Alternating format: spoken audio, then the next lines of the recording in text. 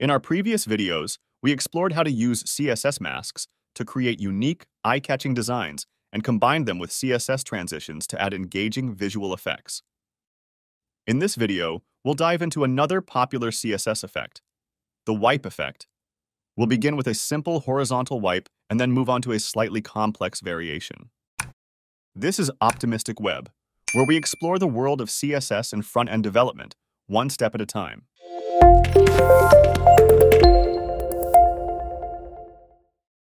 Welcome back. We have a hero section containing 2 slides. Each slide can hold titles or images. We'll keep a bare-bones structure to avoid complexities and make everything easier to understand. Let's jump into the CSS to create the layout. The hero section will be a grid container with a single column setup. The outline styles are used only for the presentation.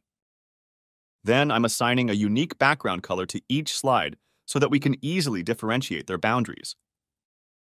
In an ideal scenario, you can use the aspect ratio property to set a responsive width-to-height ratio for the slides.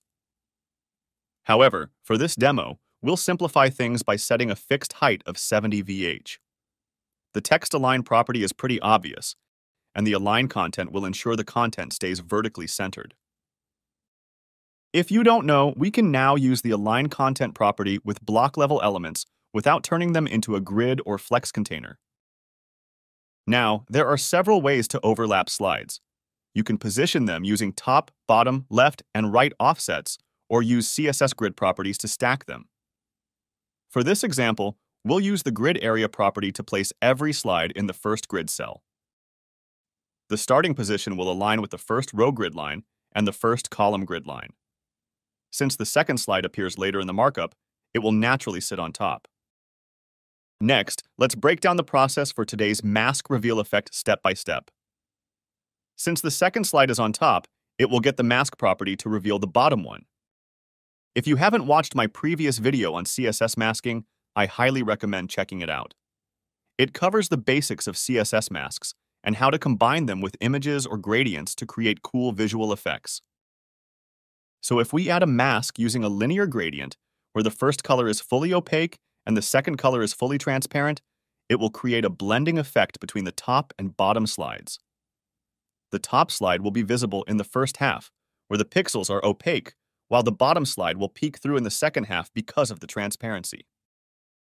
And by using the same color stops for both colors in the gradient, we can create a sharp transition.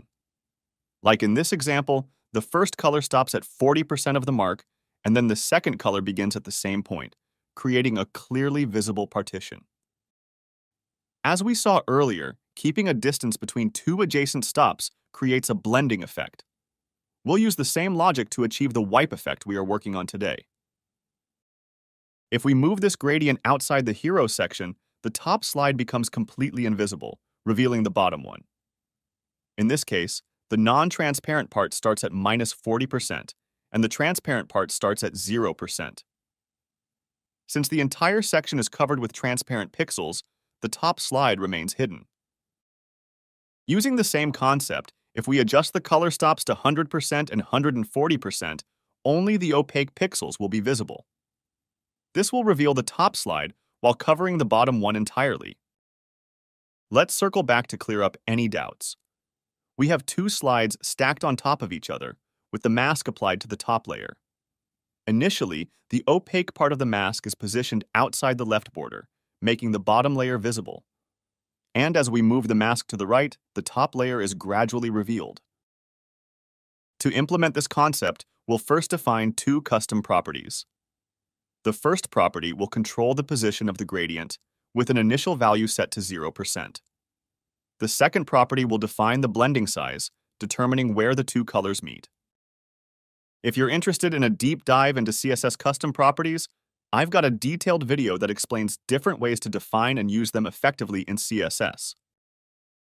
Now coming back to our implementation, using these custom properties, the initial CSS will look like this. The first color stop will be 0% -40%, which is -40%, and the second color stop will be 0%. Then, in the hover block, we'll update the position value to 100% plus size.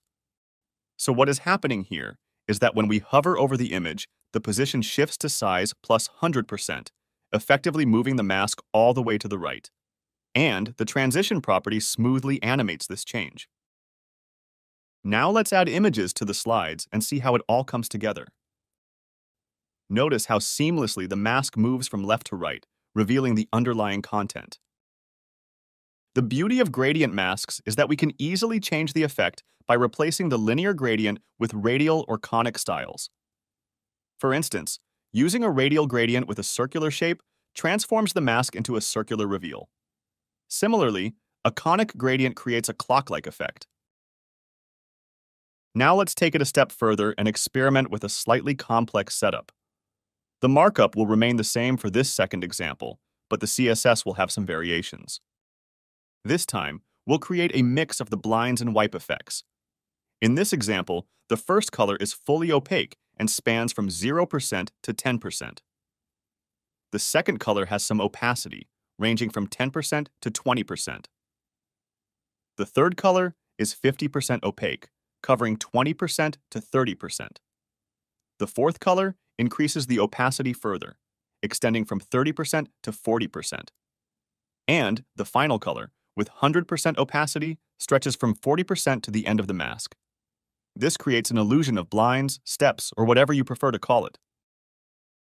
In addition to the position and size, it'll also need a third variable for the steps. And here's what the final CSS will look like. While it may appear a bit complex, it's quite simple once you break it down.